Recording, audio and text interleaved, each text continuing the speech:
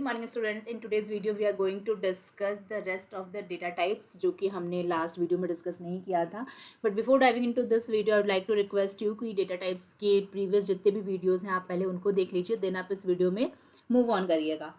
आज के इस वीडियो में जो हम फोकस करेंगे हम डेटा टाइप्स की 3 टाइप्स पे, that is derive data types, user defined data type और वॉइड डेटा टाइप. बट इससे पहले मैंने आपको प्राइमरी डेटा टाइप ऑलरेडी करा रखा है, तो अगर आपने वो वीडियो नहीं देखा है तो प्लीज़ जाके चेकआउट कर लीजिएगा. प्राइमरी डेटा टाइप हमने ऑलरेडी बहुत डिटेल में कवर कर लिया है. आज की वीडियो में हम कवर करने वाले हैं डिराइव डेटा टाइप, और हम कवर करेंगे यूजर डिफाइंड डेटा टाइप, और हम कवर करेंगे void data type. So let's start with derive data type. वो डेटा टाइप जो कि हम डिराइव करते हैं with the help of our primitive data type. अपने प्रिमिटिव डेटा टाइप को यूज़ करके जो हम न्यू डेटा टाइप क्रिएट करते हैं उसको हम बोलते हैं डिराइव डेटा टाइप.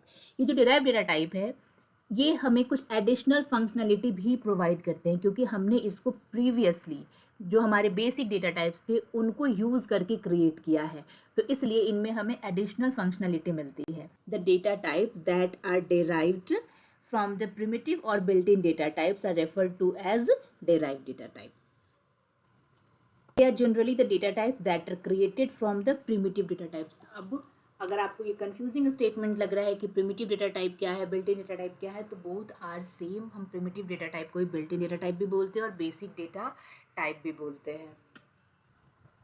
मैं आपके लिए डेफिनेशन यहाँ पे इसलिए राइट डाउन कर देती हूँ सो दैट अगर आपको नोट्स चाहिए तो आपको वो भी यहाँ पे प्रॉपर मिल जाएगा. आप चाहें तो इसके लिए नोट्स बना सकते हैं या फिर आप स्क्रीनशॉट लेकर भी रख सकते हैं. It's up to you.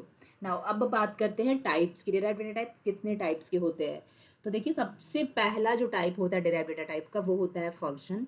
Then होता है एरे, पॉइंटर और रेफरेंसेस. वन बाय वन देखते हैं हम. So first is your functions.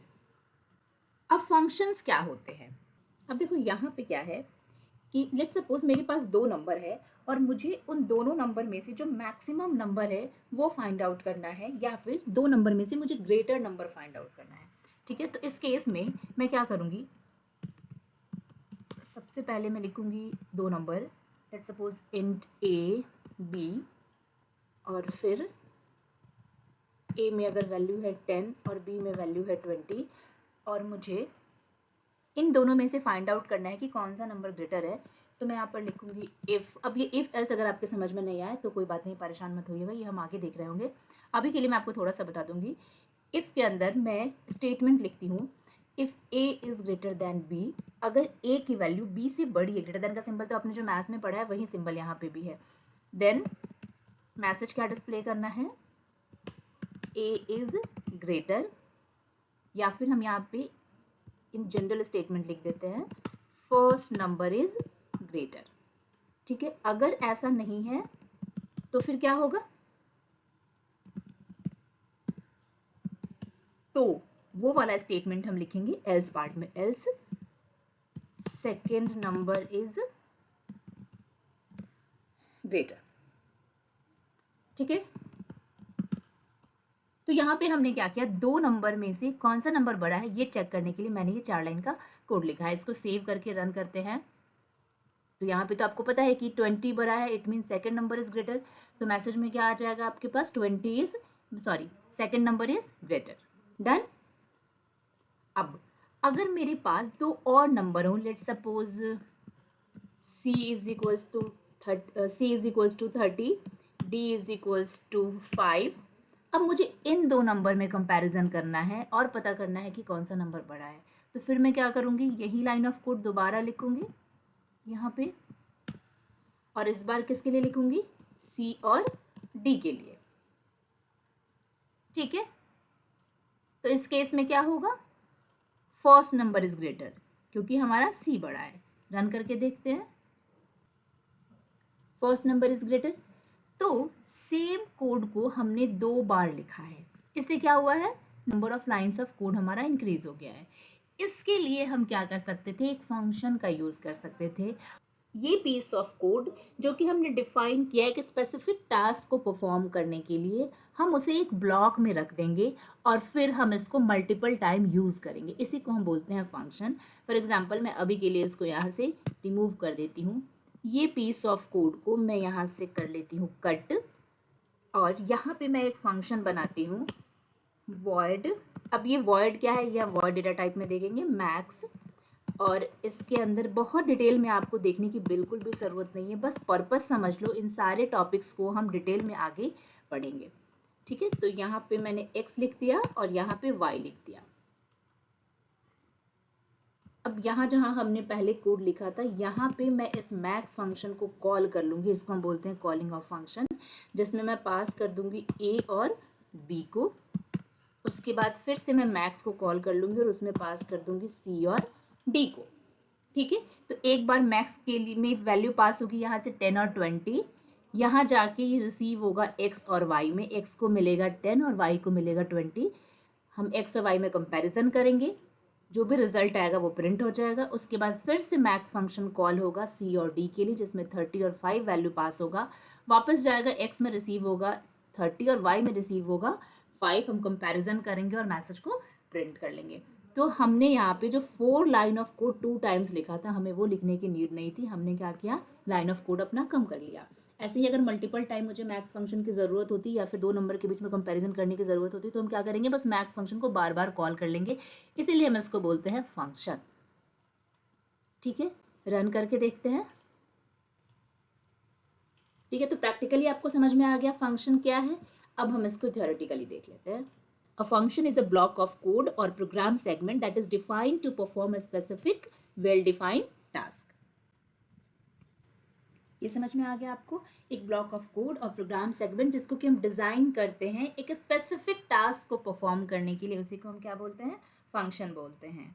इसको हम डिज़ाइन करते हैं यूज़र के टाइम को सेव करने के लिए, ताकि यूज़र को बार बार सेम पीस ऑफ कोड लिखना ना पड़े। All the lines of code are put together inside a single function and this can be called anywhere required. जितने भी लाइन ऑफ कोड थे उनको हमने एक ब्लॉक में रख दिया कुछ ऐसे, और इसको हम जब भी कॉल करना चाहेंगे, जब भी हमें रिक्वायर्ड होगा, वहाँ पे हम इस फंक्शन को सिंपली उसके नेम से कॉल कर लेंगे। अगर आपको ध्यान हो तो हमने यहाँ पे क्या किया था, ये मैक्स फंक्शन लिखा था, इसमें वैल्यूज़ पास की थी वेरिएबल के फॉर्म में, इसको कॉल कर लिया था, तो इसको हम बोलते हैं कॉलिंग ऑफ फंक्शन। ये डिटेल में आप पढ़ेंगे जब आप फंक्शन पढ़ रहे होंगे, ठीक है। अभी के लिए आपके लिए इतना ही जानना था। We are done with functions, now it's time for arrays. Array क्या है, अभी हमने ए और बी में एक वैल्यू असाइन की थी, एक के लिए ए में एक वैल्यू और बी में एक वैल्यू, अगेन सी में एक वैल्यू, डी में एक वैल्यू। तो 4 इंटीजर के लिए मुझे 4 डिफरेंट वेरिएबल्स बनाने पड़े थे। अगर ऐसी कोई कंडीशन हो जहाँ पे मुझे एक ही वेरिएबल में मल्टीपल वैल्यूज स्टोर करनी हो, तो हम क्या करेंगे, इसी के लिए हम एरे का यूज़ करते हैं, जहाँ पे वेरिएबल नेम एक होता है बट इसमें हम मल्टीपल वैल्यूज असाइन कर सकते हैं as per our need. But the condition is कि ये जो वैल्यूज़ होंगी ये सिमिलर टाइप की होंगी। अगर मैंने इंटीजर के लिए एरे बनाया है तो फिर इन सारे लोकेशंस पे मैं इंटीजर वैल्यू ही स्टोर करूँगी, अगर मैंने कैरेक्टर के लिए बनाया है तो कैरेक्टर स्टोर करूँगी। तो ओवरऑल पर्पस हमारा ये होता है कि अगर मुझे सिमिलर टाइप की मल्टीपल वैल्यूज स्टोर करनी है तो मैं क्या करूँगी, उस टाइप का एक एरे बना लूँगी, और एरे हमेशा कॉन्टिग्यूअस मेमोरी लोकेशन में ही वैल्यू स्टोर करता है। अब एरे क्या है, an array is a collection of items stored at contiguous memory locations. The idea of array is to represent many variables using a single name.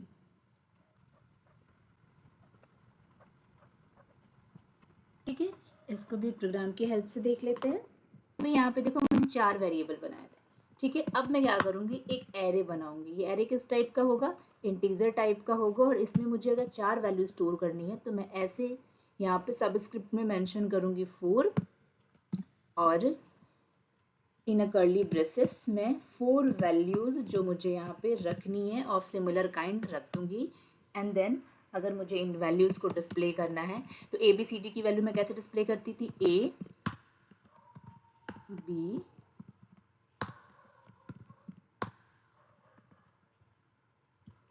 सी और फिर यहाँ पे डी, ऐसे ही मैं डिस्प्ले करूँगी एरे की भी वैल्यूज़ को, बट यहाँ पे हम यूज़ करेंगे सबस्क्रिप्ट का 0 ARR 1 क्योंकि यहाँ पे हम इंडेक्स यूज़ कर रहे हैं, जितनी वैल्यूज़ है ना वो सब एक इंडेक्स लोकेशन पे रखी हुई है। ARR3 एरे हमेशा 0 इंडेक्स से स्टार्ट होता है, तो 0 पे 10 है, 1 पे 20, 2 पे 30, 4 एंड 3 पे 40। रन करते हैं, दैट्स इट। तो ये था हमारा एरे। कुछ भी अगर समझ में ना आ रहा हो तो कोई बात नहीं है, परेशान होने की ज़रूरत नहीं है। इस वक्त हम एक ओवरव्यू ले रहे हैं कि ये जो फंक्शन एरे आपने नेम सुने थे ये सब बेसिकली होते क्या हैं। ठीक है, ये सब बहुत लंबे लंबे टॉपिक्स है, इनको हम आगे देखेंगे। तो अब से आपको कोई भी वीडियो रैंडम नहीं मिलेंगे, सो डोंट वरी। अब आपका जो क्लास है वो बिल्कुल प्रॉपरली शेड्यूल हो गया है। आपको आपकी सारी वीडियो सारी लेक्चर्स मिलेंगे मंडे और फ्राइडे को शाम के 8 बजे। चलो एरे के आगे चलते हैं। जो थर्ड डेटा टाइप है हमारा वो है पॉइंटर। अब पॉइंटर क्या होता है? ये बेसिकली एक स्पेशल वेरिएबल होता है जिसको कि हम यूज़ करते हैं एड्रेस स्टोर करने के लिए किसी दूसरे वेरिएबल के वैल्यू का। फॉर एग्जांपल यहाँ पे देख लो, ए एक वेरिएबल है जिसने 10 स्टोर किया हुआ है। अब जिस लोकेशन पे ये 10 स्टोर है इसका कुछ एड्रेस होगा, फॉर एग्जांपल 10246। मुझे इस एड्रेस को स्टोर करना है, तो मैं क्या करूँगी? क्या मैं एक नॉर्मल वेरिएबल बना सकती हूँ? हाँ बना सकती हूँ, बट मुझे इसके लिए एक स्पेशल वेरिएबल बनाने की ज़रूरत है, और उसी स्पेशल वेरिएबल को हम बोलते हैं पॉइंटर, जो कि किसी दूसरे वेरिएबल का एड्रेस स्टोर करता है। ठीक है, तो मुझे ये 10246 स्टोर करना है, इसके लिए मुझे क्या बनाने की ज़रूरत होगी? एक पॉइंटर वेरिएबल बनाने की ज़रूरत होगी। So basically pointers are symbolic representation of addresses. अगर हमने एक ptr नाम का पॉइंटर बनाया तो वो क्या स्टोर करेगा? वो स्टोर करेगा 10246 एज इट्स वैल्यू। इसको हम बोलेंगे ऑर्डिनरी वेरिएबल और इसको हम बोलेंगे pointer variable. They are special variables and can use to store the address of another variable as its value.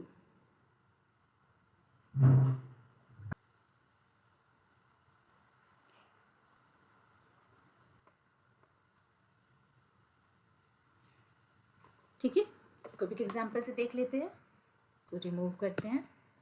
अगर मैंने एक वेरिएबल बनाया है और इसमें वैल्यू रखा 10, अब मुझे एक पॉइंटर बनाना है, तो पॉइंटर के लिए कैसे लिखूंगी मैं? Int ptr। इससे क्या पता चला? ये एक वेरिएबल है, बट ये एक स्पेशल वेरिएबल है क्योंकि इसको वैल्यू नहीं स्टोर करना है। इसको क्या स्टोर करना है? किसी दूसरे वेरिएबल का एड्रेस स्टोर करना है। सो इसको मैं एक क्राउन पहना दूंगी यहाँ पे। ठीक है, इंट ptr, और इसमें मुझे रखना क्या है? एड्रेस ऑफ ए रखना है। ठीक है, यहाँ इस ए में मैंने रखा था वैल्यू और यहाँ रखूंगी मैं एड्रेस ऑफ ए। उसके बाद अब इन दोनों को जरा प्रिंट करके देख लेते हैं। Cout value of a, sorry value at ptr लिख लेते हैं, इक्वल्स टू, तो यहाँ क्या मिलेगा मुझे? ptr मिलेगा, और सी आउट वैल्यू एट ए के पास की वैल्यू मिलेगी मुझे जो ए ने स्टोर किया है। ये कहाँ रखा है? ए में, और फिर लाइन चेंज करके नेक्स्ट लाइन में हम प्रिंट कर लेते हैं address value at asterisk ptr। So this is value at ptr। अब ये एस्ट्रिक ptr क्या? एस्ट्रिक ptr को हम पढ़ते हैं value at address of ptr। मतलब ptr के पास जो एड्रेस है उस एड्रेस पे कौन सी वैल्यू रखी है वो मुझे डिस्प्ले करनी है। ठीक है, रन करें इसको हम। सो ptr के पास क्या था? एड्रेस था, क्योंकि एक पॉइंटर वेरिएबल है। ए के पास क्या है? 10 वैल्यू है, और एस्ट्रिक ptr मीन्स ptr के पास जो ये एड्रेस है, इस एड्रेस पे जो वैल्यू रखी है, इस एड्रेस पे वैल्यू क्या रखी है? 10 रखी है, तो मिल गया मुझे यहाँ पे 10। So that's it about pointer. और उसके बाद जो नेक्स्ट है हमारा वो है रेफरेंसेस।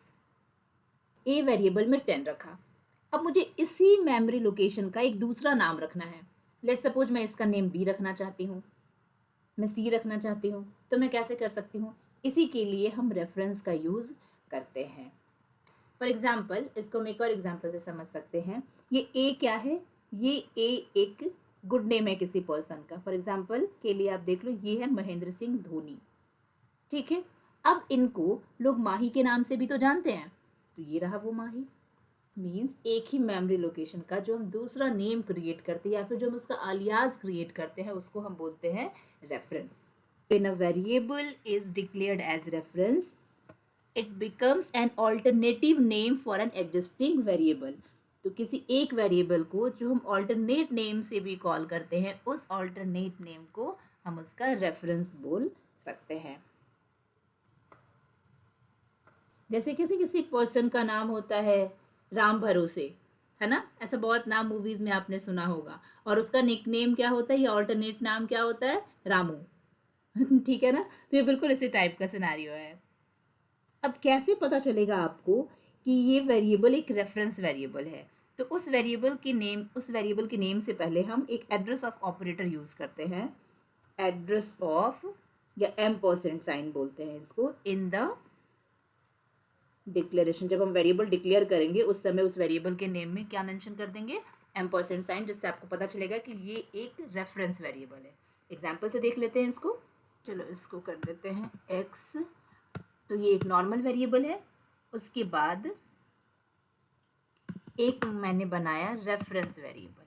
तो रेफरेंस वेरिएबल कैसे पता चला रेफरेंस वेरिएबल है? क्योंकि इस वेरिएबल नेम से पहले मैंने $% का यूज़ किया है. REF. रेफ क्या है? वेरिएबल नेम है, और $% लगाने से ये क्या बन गया, रेफरेंस वेरिएबल बन गया. किसका रेफरेंस वेरिएबल है ये? x का रेफरेंस वेरिएबल है. कमेंट में लिख दो reference is a reference to x. अब अगर मैं रेफरेंस की वैल्यू 20 कर देती हूँ तो क्या होगा? देख, ये a वेरिएबल में मैंने 10 रखा था और b इसका क्या बनाया, रेफरेंस वेरिएबल बनाया. तो अगर मैं b में वैल्यू 20 रखती हूँ तो वो कहाँ रखा जाएगा, वैल्यू इसी लोकेशन पे तो रखा जाएगा. ठीक है. अब अगर मैं a की वैल्यू एक्सेस करना चाहूँ तो मुझे क्या मिलेगा, 20, क्योंकि इस लोकेशन पे वैल्यू क्या पड़ी है, 20. मैं b की वैल्यू एक्सेस करना चाहूँ तो क्या मिलेगा मुझे, 20.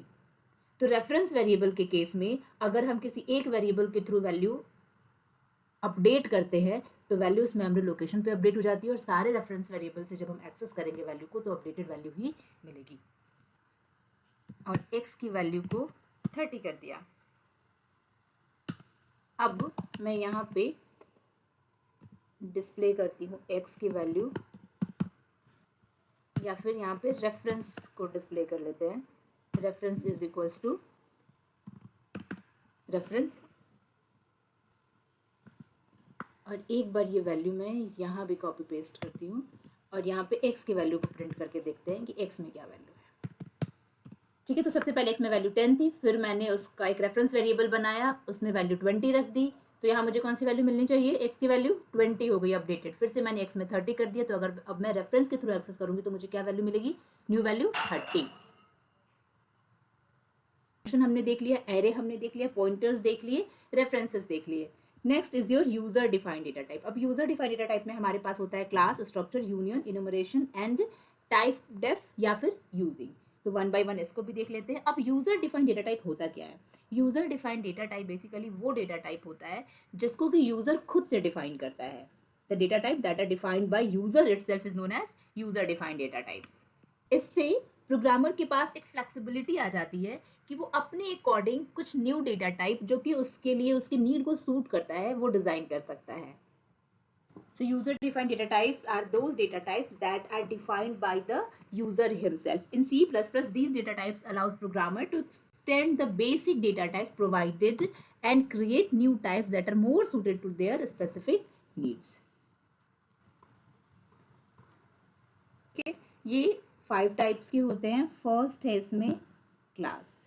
बेसिकली वो डेटा टाइप होता है जिसके पास उसके खुद के डेटा मेंबर्स और मेंबर फंक्शंस होते हैं. डेटा मेंबर्स और मेंबर फंक्शन का मतलब उसके पास उसके खुद के डेटा और खुद के फंक्शंस होते हैं, इसीलिए हम उसको डेटा मेंबर्स और मेंबर फंक्शंस बोलते हैं. जब भी आपको इन डेटा मेंबर्स और मेंबर फंक्शन को क्लास के बाहर यूज़ करना होता है तो आप इसका ऑब्जेक्ट बनाओगे और उसके बाद एक्सेस करोगे. So class is the building block of C++ object-oriented programming paradigm.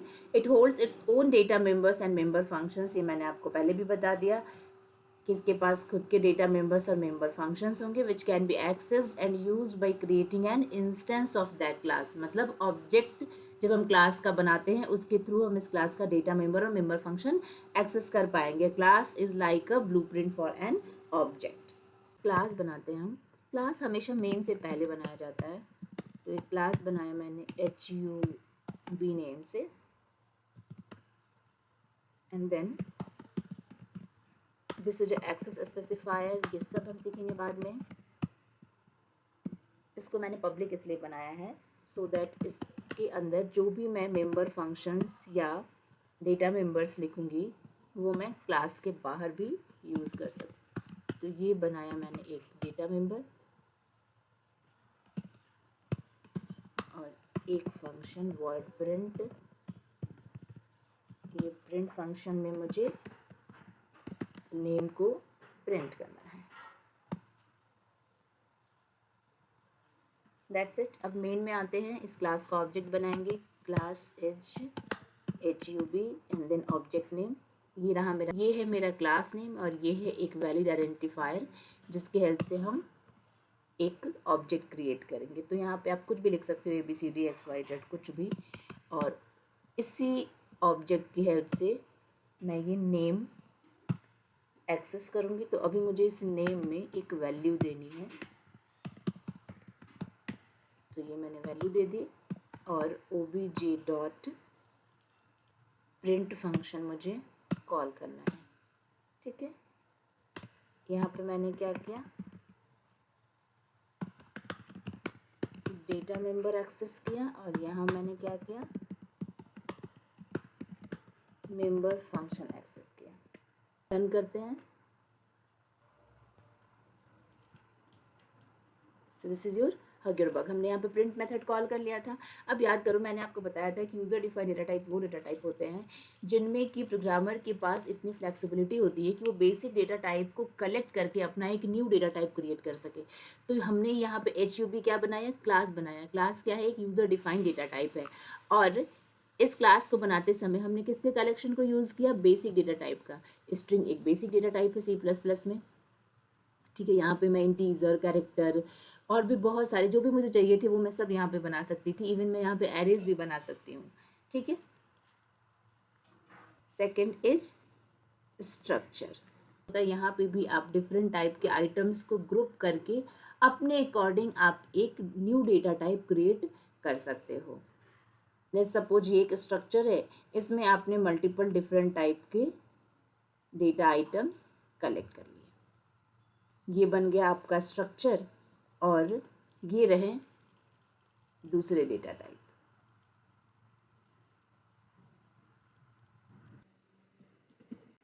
So structure is a user defined data type like class. बिल्कुल क्लास के जैसा ही होता है, थोड़ी बहुत फंक्शनलिटी में दोनों के डिफरेंस होता है। ये जब आप क्लास और स्ट्रक्चर सीखोगे सेपरेटली तब आपको समझ में आ जाएगा। Structure creates a data type that can be used to group items of possibly different types into a single type, जैसे कि हमने क्लास में किया था। ठीक है, क्लास हमने लिखा था, इसको रिमूव कर देते हैं। यहाँ पे लिखते हैं स्ट्रक्ट HUB स्ट्रक्चर का नेम है, स्ट्रक्ट एक कीवर्ड है और यहाँ पे हम इसके मेंबर्स लिखेंगे। ये मेंबर्स क्या होंगे, हमारे बेसिक डेटा टाइप के कैर C। इसको हम बोलते हैं स्ट्रक्चर डिक्लेरेशन। अब मेन में आते हैं और इस स्ट्रक्चर का हम इंस्टेंस या ऑब्जेक्ट कह लो या वेरिएबल कह लो वो डिक्लेयर करेंगे। तो इसको भी बिल्कुल वैसे ही करेंगे जैसे हमने क्लास के लिए किया था, HUB, और इसके वेरिएबल का नेम मैं लिख देती हूँ H। ठीक है, अब इन मेंबर्स को अगर मुझे एक्सेस करना है तो इसके लिए मुझे हेल्प लेनी होगी डॉट ऑपरेटर की।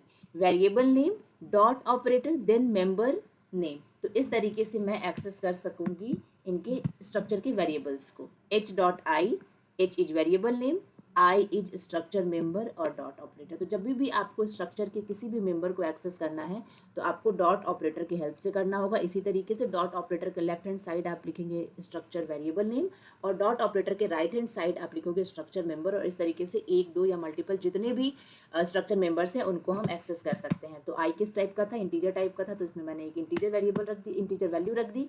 और C किस टाइप का है, कैरेक्टर टाइप का है, तो मैंने इसमें एक कैरेक्टर वैल्यू रख दी।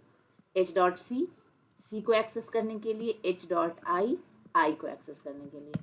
तो इन दोनों को मैंने इनिशियलाइज कर दिया हमारे स्ट्रक्चर मेंबर्स को। अब मैं इनको डिस्प्ले कर लेती हूँ सी आउट एच डॉट आई। ये बिल्कुल वैसे ही हुआ है जैसे हमने क्लास के लिए किया था। ठीक है, रन कर लेते हैं इसको। Done, all right. So now the next is your union. Union भी अगेन बहुत सारे डेटा को ग्रुप करके एक्सेस करता है, but the difference in union is कि यहाँ पे एक ही मेमोरी लोकेशन पे हम मल्टीपल डेटा रखते हैं। फॉर एग्जांपल, ये एक मेमोरी लोकेशन, अगर हमने एक ग्रुप बनाया है यूनियन का जिसमें कि मैंने एक इंटीजर रखा है आई और एक कैरेक्टर रखा है सी, तो इस केस में क्या होगा, अभी तक जो आपने स्ट्रक्चर में देखा था या क्लास में देखा था, इंटीजर के लिए अलग और कैरेक्टर के लिए अलग मेमोरी रिजर्व की जाती है। बट यूनियन के केस में एक ही मेमोरी रिजर्व की जाएगी 4 बाइट की इंटीजर के लिए, और उसी को इंटीजर भी एक्सेस करेगा और उसी को कैरेक्टर भी एक्सेस करेगा। ठीक है, इसीलिए इसको हम बोलते हैं कि ये शेयर्ड मेमोरी लोकेशन होता है, क्योंकि एक ही मेमोरी लोकेशन को ग्रुप के सारे मेंबर्स शेयर करते हैं। अगर मैंने आई में 10 रखा है तो इसी मेमोरी लोकेशन पे 10 रखा जाएगा। अब अगर मैं नेक्स्ट लाइन में सी में ए स्टोर कर दूं तो फिर इसी मेमोरी लोकेशन पे ए रखा जाएगा। Union is also user defined data type use to group data of different type into a single type, but in union all members share the same memory location. Structure के case में ऐसा नहीं था। Structure में जब आपने int आई और कैर सी बनाया था तो इंटीजर के लिए एक अलग मेमोरी रिजर्व की गई थी, कैरेक्टर के लिए एक अलग मेमोरी रिजर्व की गई थी, और ये था आपका इंटायर स्ट्रक्चर का ब्लॉक। ये स्ट्रक्चर था, ये इंटीजर था और ये कैरेक्टर था। जबकि यूनियन के केस में ऐसा नहीं होगा। ये आपका यूनियन है, इसी में आपको इंटीजर भी रखना है, इसी में आपको कैरेक्टर भी रखना है। एक एग्जाम्पल से समझ लेते हैं। यहाँ पे मुझे लिखना होगा यूनियन इंट आई कैर सी। ये हमने यूनियन डिक्लेयर किया, यहाँ पे यूनियन का वेरिएबल बना लिया लाइकवाइज जैसे कि हमने स्ट्रक्चर और क्लास में बनाया था। यूनियन वेरिएबल के थ्रू हमने यूनियन के आई मेंबर को एक वैल्यू दे दी, फिर सी मेंबर को भी मैंने एक वैल्यू दे दी। अब एच डॉट आई को एक्सेस कर लेते हैं, एच डॉट सी को एक्सेस कर लेते हैं। देखो हमने 10 वैल्यू रखी थी और एच डॉट सी में क्या मिल गया मुझे, एच तो मिला, बट एच डॉट आई में वैल्यू क्या मिल गई मुझे, 72 मिली। अब ये 72 क्यों मिला, इसको देखने के लिए पहले मैं इसको कमेंट करती हूँ। अब देखो, अभी मैंने एच डॉट आई पे ही सिर्फ वैल्यू रखी है, एच डॉट सी के थ्रू उस मेमोरी लोकेशन में मैंने कोई वैल्यू नहीं रखी है। तो अभी जो यूनियन स्पेस है उसको सिर्फ एक ही वेरिएबल एक्सेस कर रहा है, एक ही मेंबर एक्सेस कर रहा है। वो मेंबर कौन सा है, आई। तो इसलिए आपको 10 मिला। अब जैसे ही मैं सी के थ्रू वहां पर एच रख दूंगी तो एच का बाइनरी रिप्रेजेंटेशन वहां रखा जाएगा उसी मेमोरी लोकेशन पे जो ऑलरेडी आई के साथ भी शेयर्ड है।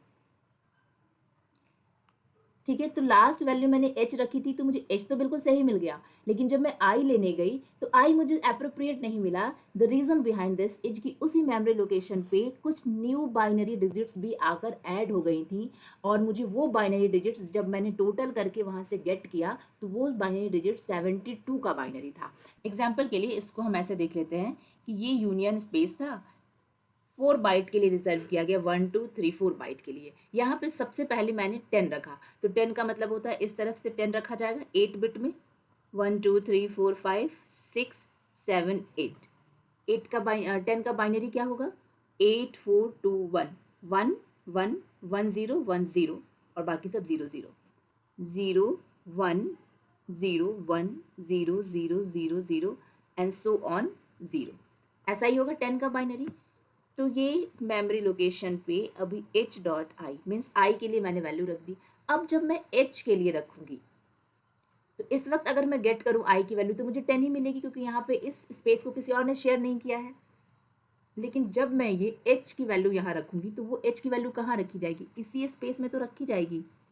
ठीक है, तो इंटीजर था तो इंटीजर ने ले लिया यहाँ से 8। इंटीजर आई क्या है, इंटीजर है, तो इंटीजर ने ले लिया यहाँ पे 4 बाइट कंप्लीट, जबकि सी क्या है, सी कैरेक्टर है, तो कैरेक्टर को क्या चाहिए, 1 बाइट चाहिए। तो कैरेक्टर अब इस साइड से 1 बाइट में अपना एच रखेगा। एच रखने के लिए एच का बाइनरी रिप्रेजेंटेशन कितना होता है, एच का डेसिमल होगा 72, और 72 को जब आप बाइनरी में चेंज करोगे तो ये बन जाएगा। अब जब मैं एच रखने जाऊंगी, इंटीजर ने तो यहाँ पे टोटल 4 बाइट ले लिया, जब मैं एच रखने जाऊंगी तो एच को क्या चाहिए, एक कैरेक्टर मीन्स 1 बाइट, तो वो तो वैल्यू यहाँ से यहीं तक रखी जाएगी ना। तो मुझे 72 को यही रखना है। अब 72 का बाइनरी क्या होता है, 72 का बाइनरी होगा, मैं यहाँ रेड कलर से 72 लिखती हूँ, 0 0 0 1 0 0 1 0। ठीक है, ये हो गया हमारा 72 का बाइनरी। तो जब मैंने एच रखा यहाँ पे, तो ये जो येलो वाली बिट्स हैं ये तो ओवरराइड हुई होंगी ना, इसी मेमोरी लोकेशन पे तो ये रेड बिट्स रखी गई। तो इस वक्त आई भी यहीं पे है और सी भी यहीं पे है। जब मैं एच डॉट आई एक्सेस करूंगी तो मैं इंटीजर एक्सेस करूंगी। इंटीजर एक्सेस करने का मतलब क्या है, 4 बाइट एक्सेस करना। सो यहाँ से स्टार्ट करके और यहाँ तक मीन्स ओवरऑल 32 बिट में जो भी डेटा होगा वो मुझे डेसिमल फॉर्मेट में मिल जाएगा। तो एच डॉट आई में मुझे क्या मिलेगा, ये बिट्स जब ये 0 और 1 को जब मैं चेंज करूंगी डेसिमल में, तो ये किसका डेसिमल है, 72 किसका बाइनरी है, 72 का ही तो है।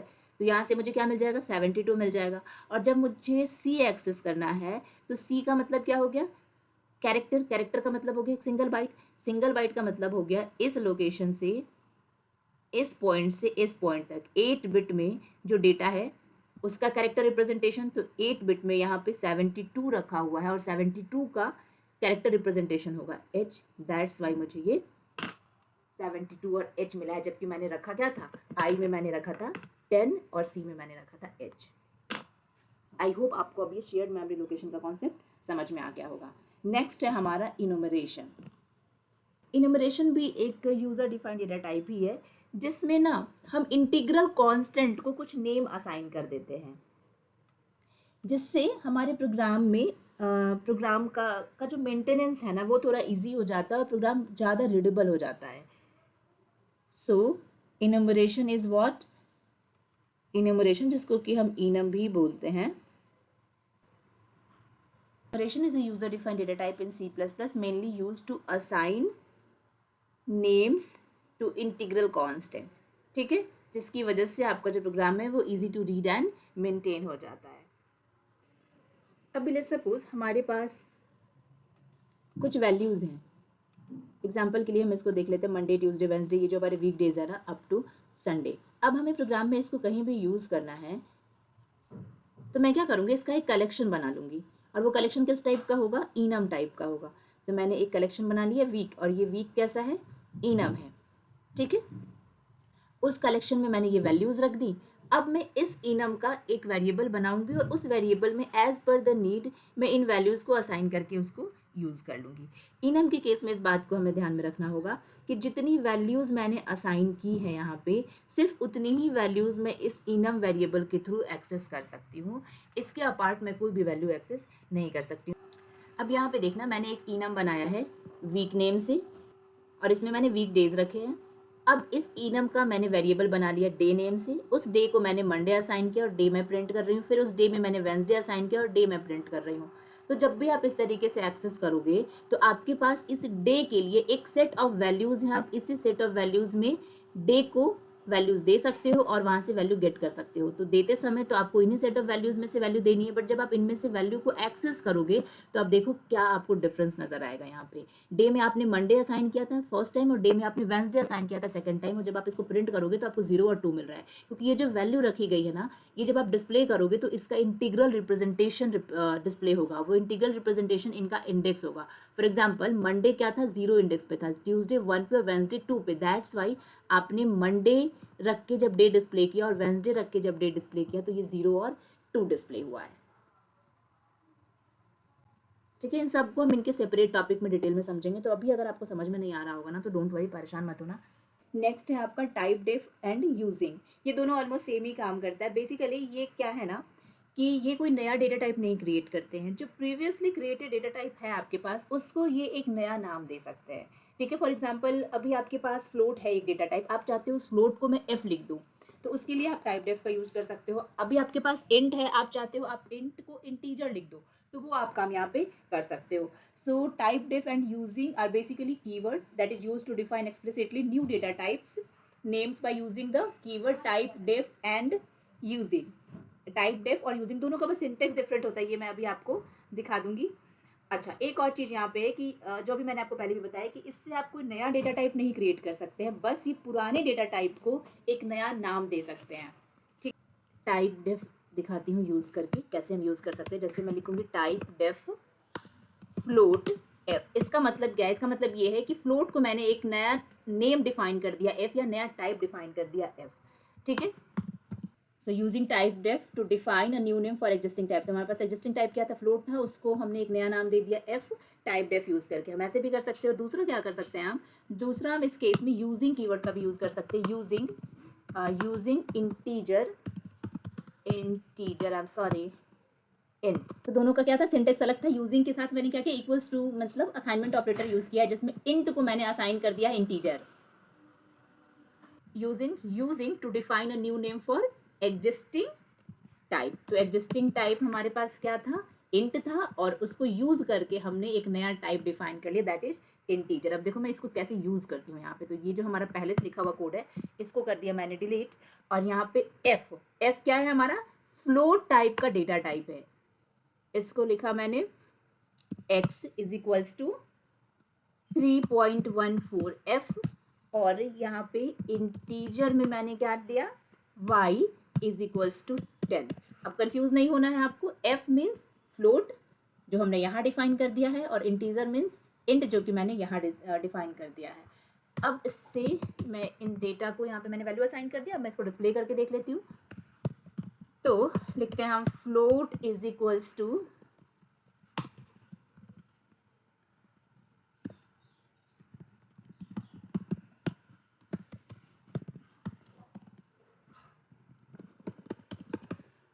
integer is equals to y.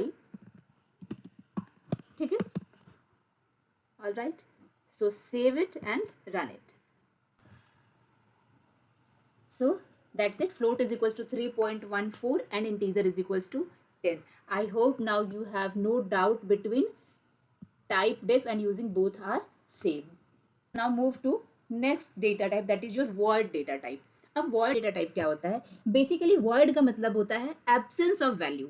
कोई भी चीज, हम इसको लेमन लैंग्वेज में भी यूज करते हैं ना, void फील कर रहा है मीन्स खाली फील कर रहा है इंसान। इसका मतलब क्या है? वो जो स्पेस है वो वैकेंट है। हम वेरिएबल को void टाइप का नहीं बना सकते हैं, जबकि हम पॉइंटर और फंक्शंस को void टाइप का बना सकते हैं। इट मीन फंक्शन और पॉइंटर दोनों कोई भी वैल्यू नहीं रिटर्न कर रहा है। तो नहीं रिटर्न कर रहा है तो वहां कुछ तो मेंशन करेंगे ना, बिकॉज सिंटेक्स है कि आपको यहाँ पे रिटर्न टाइप लिखना है पहले, और आपको ये भी पता है कि ये फंक्शन कुछ रिटर्न भी नहीं कर रहा है। तो फिर क्या लिखोगे यहाँ पे? तो फिर हम यहाँ पे लिखेंगे void।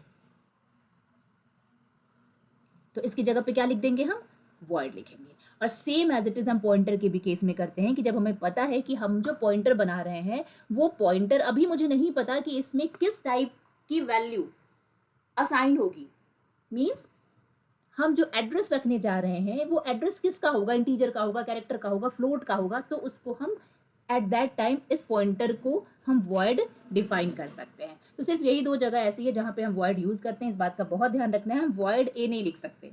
ठीक है ना? इट मीन्स कि ए के पास कोई वैल्यू ही नहीं है। ए जो वैल्यू स्टोर करेगा वो किसी टाइप की नहीं होगी, और ऐसा तो हो नहीं सकता है, क्योंकि हमें ए का डेटा टाइप बताना मस्ट है, तभी तो इसके लिए हम मेमोरी एलोकेट करेंगे। So that's all about data type. Primary data type हमने पहले कवर कर लिया था, डिराइव कर लिया हमने कवर, जिसमें फंक्शन, एरे, पॉइंटर और रेफरेंस देखा था। उसके बाद हमने यूजर डिफाइंड डेटा टाइप भी कवर कर लिया, जहाँ पे हमने class, structure, union, enumeration, typedef and using किया। उसके बाद हमने वॉइड डेटा टाइप भी कवर कर लिया। So that's all about this video, and that's all about today also.